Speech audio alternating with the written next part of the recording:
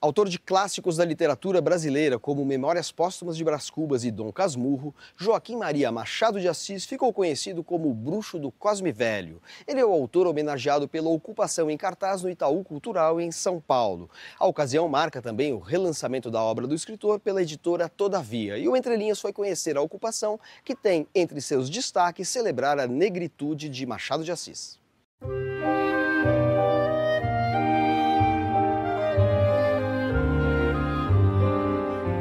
Andréia, qual foi o conceito que organizou a ocupação Machado de Assis? O conceito da ocupação, a gente ficou se provocando, que era mostrar as várias camadas do Machado, né, além do que as pessoas estão acostumadas, né, a conhecer. Trazer muito o que foi o processo criativo dele, o que de fato afetava Machado, quais eram as suas buscas, as suas provocações. Então essa é uma ocupação que ela demonstra, além ali da literatura, Machado como enxadrista, por exemplo, que é uma faceta dele, ele como funcionário público, como censor.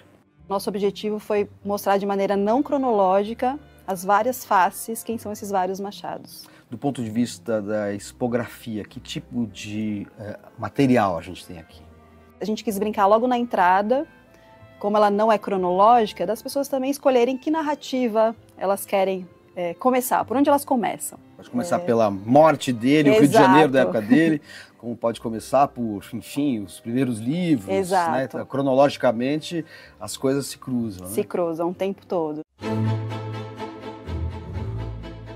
A gente tem vários monitores aqui com depoimentos, interpretações, né? O que são esses vídeos? Que a gente trouxe a diretora Edi Cardoso, né? Fazendo leituras dramáticas de vários contos, trechos de teatro, trechos de livro. E a gente tem a participação, por exemplo, de Jussara Marçal, fazendo uma leitura. A gente tem Elisa Lucinda, Aisha Nascimento, que é um pouco dessa ideia de materializar, né, a obra de Machado nesses corpos também.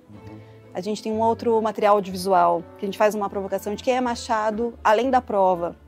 Porque hoje em dia Machado está sempre tão, né, com força nos vestibulares, e fazer essa provocação mesmo para os jovens. Quem é Machado além da prova? A gente nota aqui, vendo os vídeos, o material expográfico, tudo, que tem também um viés que é pensar a relação do Machado de Assis com seu pertencimento racial, né? Sim, Machado foi embranquecido, né? Pela tradição, né? Pela história oficial. Pela história oficial. Se você vê as imagens da época também, né? As imagens dele, da face dele são diferentes, né? Então ele foi bastante embranquecido. Então essa exposição também ela tenta, de alguma maneira, trazer isso à tona e também materializar esse corpo negro aqui, seja por essas atrizes negras que estão fazendo todos os audiovisuais, pelos materiais que são aqui presentes, enfim. A ocupação vai além do espaço físico em que a gente está, né? É sempre uma tríade, né? A gente tem espaço positivo, a gente tem um hot site, que ali tem todas as ocupações, inclusive, que já foram feitas, mas um hot site dedicado a Machado, que tem materiais complementares, tem mais material audiovisual, tem mais material para pesquisa, e tem também a publicação, que a gente fez especialmente, que é esta belíssima publicação, que complementa também. Hélio, o que caracteriza a edição dessas obras do Machado de Assis, que você organizou e que é uma parceria da Todavia com o Itaú Cultural? A coleção, ela reúne todos os livros que o Machado publicou em vida.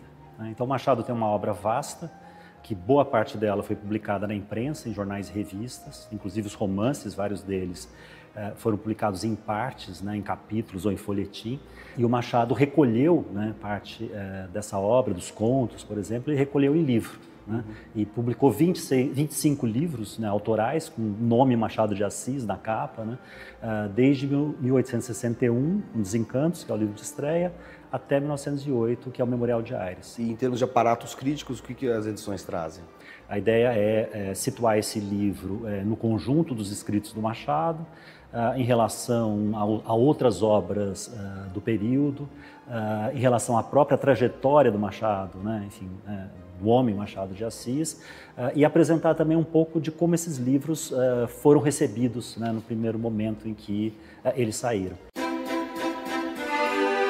A coleção tem 25 volumes, mais um intitulado Terras, que não tem nem numeração aqui na lombada, porque ele é um pouco à parte, até o projeto gráfico é um pouco diferente, né? Por quê e o que contém esse livro? A gente resolveu incluir esse livro, que na verdade é um livro do Machado de Assis, mas é uma coletânea, né, de leis, né, que tratam da questão da regulação da terra e da posse da terra no Brasil.